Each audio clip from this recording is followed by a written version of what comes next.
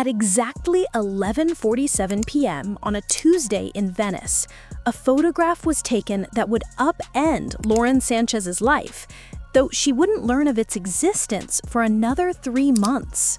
When it finally arrived, it came in a plain, unmarked Manila envelope, accompanied only by a short, handwritten note. "You are never allowed to see this." The image inside did more than challenge her perception of her marriage. It shattered the world she thought she knew. It captured her wedding from an angle she had never imagined, as if a hidden camera had been placed high above, perhaps atop a chandelier, quietly recording every detail. The revelation was chilling. In the photograph, her new husband stood in a corner out of her view, engaged in a serious conversation with a man she did not recognize. Both were entirely focused on her, watching every smile and gesture she offered to her guests, completely unaware that she herself was being observed. The stranger's face was partially obscured, but the tension in his posture spoke volumes. Her husband held a tablet, and even through the blurred image, she could discern what appeared to be financial documents displayed on its screen. There was no happiness on his face, no trace of wedding day joy, only concentration, calculation, and a steely intensity that sent a cold shiver down her spine. It was the face of a man who measured everything in transactions, cold, calculating, and utterly detached, while his bride played her part innocently, smiling and waving before an audience completely unaware that they were witnessing a ceremony masquerading as a celebration. Yet the full truth would only come to light 3 months later on that unforgettable night in Venice. Lauren had believed she was living a fairy tale, one that had captured the world's imagination. In reality, the story had always been far darker, and it had begun long before she whispered, "I do." If a single photograph could shake a billion-dollar marriage, imagine the secrets hidden behind it. 6 months before the wedding, high above the streets of Manhattan, in the glass towers where the world's power brokers plotted from cold, sterile conference rooms, a very different kind of ceremony was unfolding. There were no flowers, no music, no champagne. Instead, the room was filled with briefcases, electronic tablets, and conversations conducted in the clipped, precise language of corporate maneuvering. The attendees were not wedding planners or decorators. They were forensic accountants, private investigators, media strategists, and lawyers, specializing in reputation management. The conference room offered a sweeping view of Central Park, but no one paid it any attention. Their focus was entirely on a single manila folder resting in the center of a polished mahogany table, stamped with just 2 words, Project Venice. Inside the folder lay a 247-page document that would have sent chills down the spine of anyone daring enough to read it. This was no ordinary wedding plan. It was a meticulously constructed blueprint for what could only be described as the most elaborate character assassination ever imagined. Every element the world would perceive as a romantic celebration had been reverse-engineered to serve a far darker, hidden agenda. The guest list had not been curated based on friendship, love, or family ties. Each attendee represented either a strategic advantage or a potential witness. The venue was chosen not for its elegance or charm, but for its optimal surveillance capabilities. Even the menu carried hidden intentions. Certain dishes were selected to keep guests alert, making their conversations easier to capture through concealed microphones scattered throughout the mansion. At the head of the table sat the orchestrator of this elaborate drama. His expression was as cold and measured as a chess grandmaster contemplating his next move. Outwardly, he appeared ready to marry the woman of his dreams, but in reality, he was setting a trap of unparalleled sophistication. A trap designed not to ensnare a criminal, but to manufacture one. Phase 1 is filing. he instructed his team in a calm, precise voice, as though they were discussing quarterly earnings rather than an impending wedding. Every interaction, every smile, every seemingly innocent gesture was to be recorded and cataloged. The bride needed to believe she was embarking on a new chapter of her life, unaware that each step she took was unknowingly contributing to a meticulously constructed case against herself. The lawyers nodded silently, fingers tapping across their tablets, devices that would never see the inside of a courtroom. Private investigators adjusted their headsets, already planning a surveillance system so discreet that only the technicians would ever know it existed. Media strategists began drafting press releases that would present the entire affair as a picture-perfect romance, all while building a paper trail of evidence meticulously designed for later use.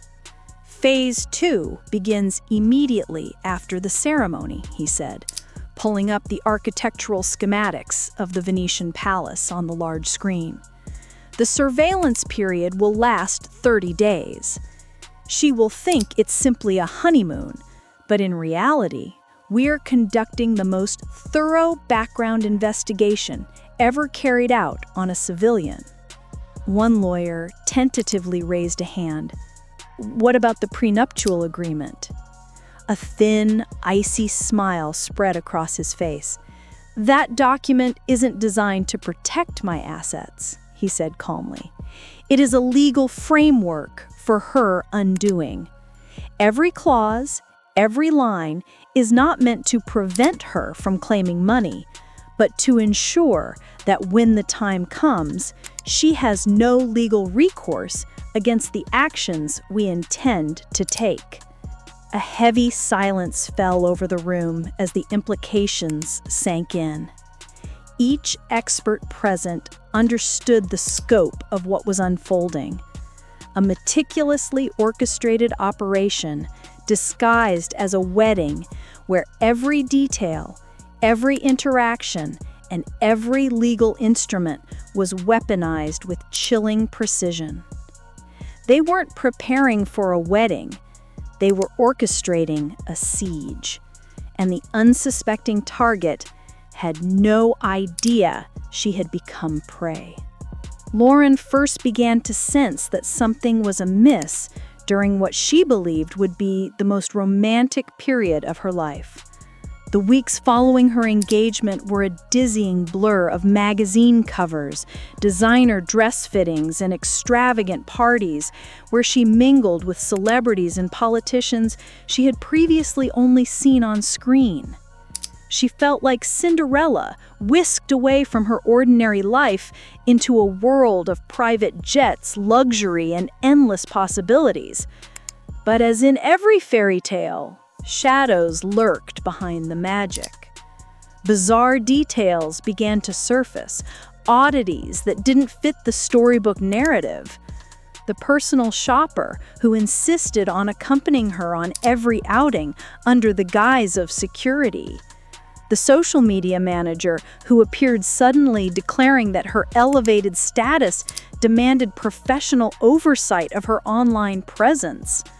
The nutritionist, fitness trainer, and style consultant, all presented as lavish gifts from her fiancé, each insisted their services were essential to her new life.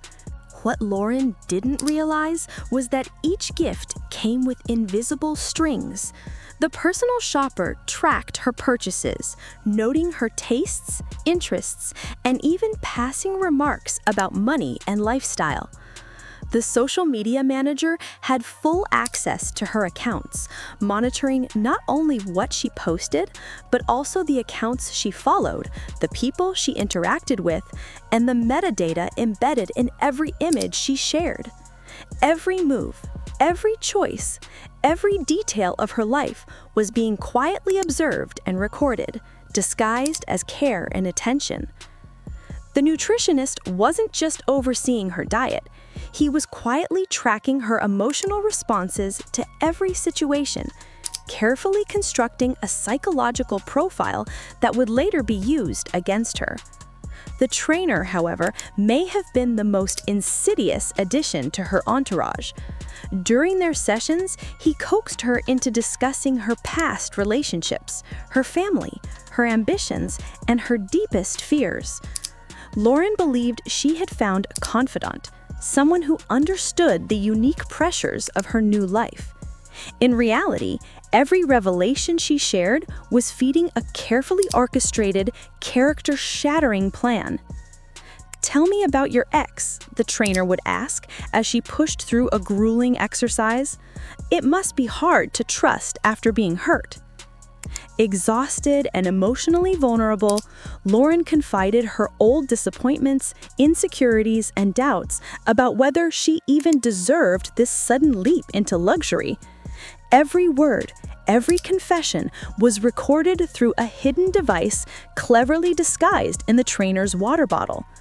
Behavioral analysts meticulously reviewed each recording, mapping out her psychological vulnerabilities with surgical precision. Even the engagement party at a private Hamptons estate meant to celebrate their love was manipulated.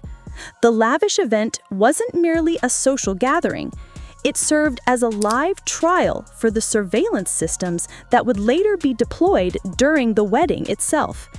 Every interaction, every gesture, every conversation was carefully monitored and evaluated, transforming what should have been a joyful milestone into a rehearsal for control, observation, and eventual betrayal.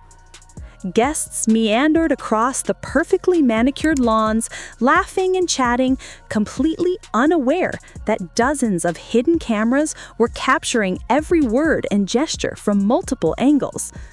Lauren glided through the crowd like a princess, graciously accepting congratulations and soaking in the attention, utterly oblivious that every movement, every smile, every whispered comment was being meticulously recorded and analyzed. Even the guest list had been chosen with surgical precision. Old friends from Lauren's past weren't invited out of nostalgia or affection. They were strategically included to make her let her guard down and reveal things she might otherwise keep private. Business associates were present to observe her professional demeanor, while media personalities were positioned specifically to provoke quotable moments that could later be twisted out of context. "She looks different," a college friend whispered to another guest, completely unaware that a microphone hidden in a decorative vase had captured the remark. "More guarded, as if she's constantly performing." That offhand comment later appeared in a confidential report titled "Subject Behavioral Patterns During the Socialization Phase." Analysts interpreted her natural adjustments to new surroundings as signs of deception. Every normal reaction was reframed as suspicious behavior, further building a carefully constructed case against her, brick by brick, under the guise of a celebratory engagement party. The prenuptial agreement was handed to Lauren just 3 days before the wedding, at a time when her mind was consumed with final preparations and her emotional defenses were at their weakest. The timing was no accident. Her lawyers knew she would be too overwhelmed to scrutinize the documents and too distracted by the whirlwind of wedding plans to demand any meaningful changes. What they didn't reveal was that this was no ordinary prenuptial agreement. Hidden within 87 pages of dense, intimidating legal language were clauses that granted her fiancé unprecedented control over nearly every aspect of her life. There were silence clauses forbidding her from speaking publicly about their relationship, image clauses giving him authority over how she appeared in the media, and financial clauses designed to leave her destitute if she resisted. The most insidious were the conduct clauses, so vaguely worded that almost any action could be construed as a violation. Speaking to certain people, visiting specific places, expressing particular opinions, all of these could trigger severe repercussions. The consequences were not limited to money alone. They extended to total social ostracism, enforced through a vast network of powerful allies. Lauren signed the papers in her bridal suite, surrounded by flowers and champagne, convinced that she was taking the final step toward lifelong happiness. But in truth, she was signing what amounted to her own personal death warrant, a document designed to control, manipulate, and ultimately imprison her in ways the world would never suspect. This was a document meticulously engineered by legal minds who specialize in making the impossible appear inevitable. Venice was chosen not for its romance or charm, but for its unparalleled surveillance advantages. The historic palazzo, selected as the wedding venue, had been secretly acquired 6 months prior through a front company, giving the engineering team free rein to install the most sophisticated surveillance system ever deployed in a private residence. Every room was saturated with hidden cameras, cleverly concealed in chandeliers, artwork, and decorative flourishes that no guest would ever suspect. The sound system was even more subtle, equipped with directional microphones capable of isolating individual conversations amid a crowded room. The palazzo's centuries-old multi-story architecture provided ideal camouflage for miles of underground fiber optic cables, all routed to a central monitoring station discreetly tucked away in the building's converted wine cellar. The 300-person guest list was far more than just a collection of wedding attendees. They were unwitting participants in an elaborate psychological experiment. Hollywood celebrities supplied glamour and distraction, ensuring the media focused on fashion and star power rather than the high-tech surveillance embedded throughout the palace. Politicians and business leaders acted as credible witnesses, lending weight to the narrative that would eventually be constructed, while family members and close friends were strategically positioned to provoke emotional reactions from Lauren, responses that were carefully recorded, analyzed, and cataloged in minute detail. The ceremony was executed with military-level precision. Lauren's position at the altar had been meticulously calculated to ensure maximum visibility to every hidden camera and recording device in the palazzo. Even the master of ceremonies, chosen outwardly for prestige and reputation, had been selected specifically because his voice would not interfere with the system's ability to isolate and capture surrounding conversations. The music, too, was no accident. Each piece was chosen not for emotional resonance, but for its acoustic qualities, frequencies carefully selected to mask the subtle hum of concealed microphones. As Lauren glided down the aisle in her custom-made gown, believing she was living the dream of every bride, she was, in fact, the central figure of the most recorded wedding ceremony in history. Every step, every smile, every tear was captured from dozens of angles, transmitted to secure servers, and transformed from a celebration of love into a meticulously documented case. The reception revealed the ceremony's true purpose, though only to those who understood the design. The seating arrangements had been deliberately orchestrated so that Lauren's closest friends and family sat at tables embedded with highly sensitive recording devices. Every anecdote, every memory shared about her past, her personality, and her relationships was captured in excruciating detail, cataloged and analyzed. The joyous event, to the outside world, appeared to be a perfect wedding, but behind the glittering facade, it was a carefully staged intelligence operation, every element designed to observe, manipulate, and record. Her business associates had been strategically positioned so that any conversation about her professional skills, ambitions, or past achievements could be monitored and later weaponized to undermine her credibility. Every traditional wedding moment, dancing, toasting, and cutting the cake, was played out against the backdrop of an industrial-scale surveillance operation that would have impressed even the most sophisticated intelligence agencies. Lauren moved through the evening with grace, smiling, accepting congratulations, and posing for photos, completely unaware that each gesture, each laugh, each toast was being documented as evidence for her own ultimate undoing. Later, a single photograph revealed the truth. A snapshot capturing her husband engaged in a secret business meeting during the reception, taken by one of the dozens of hidden cameras she had never known existed. That photo, however, became a rare anomaly, the only piece of evidence deliberately preserved. Perhaps a conscientious technician or an observant security guard had the audacity to keep it and smuggle it out of the palace. It became Lauren's undeniable proof that her entire marriage had been orchestrated as a sham. But by the time she discovered it, it was too late to escape the trap that had ensnared her life. The attack had been executed with ruthless precision, beginning before she could fully comprehend the implications. And by the moment she realized she was being targeted, the machinery that sought to destroy her had already expanded beyond the palace, stretching across state lines and even national borders, a relentless, invisible force she had no way to evade. The first wave hit through the legal system. Lawsuits were filed across New York, California, and London, each alleging a different type of wrongdoing, but all designed with a single purpose: to freeze Lauren's assets and push her toward financial ruin as she scrambled to defend herself.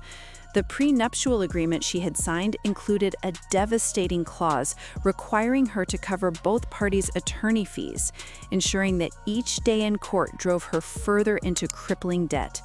The second wave struck socially. Within hours of the first lawsuit, her husband's team of publicists began seeding carefully orchestrated stories to tabloids and gossip columns. Edited surveillance footage from the wedding and reception was spun to make her appear manipulative and calculating.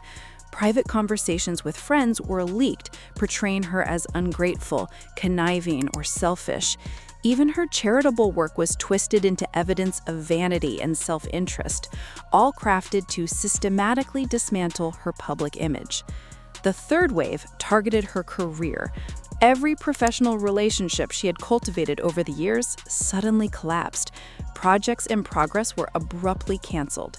Agents who had once vied to represent her went silent. Her social media accounts, now under her husband's control, were flooded with negative comments that seemed organic, but were in fact generated by sophisticated bot networks designed to destroy her reputation online. Within just 48 hours, Lauren found herself completely isolated.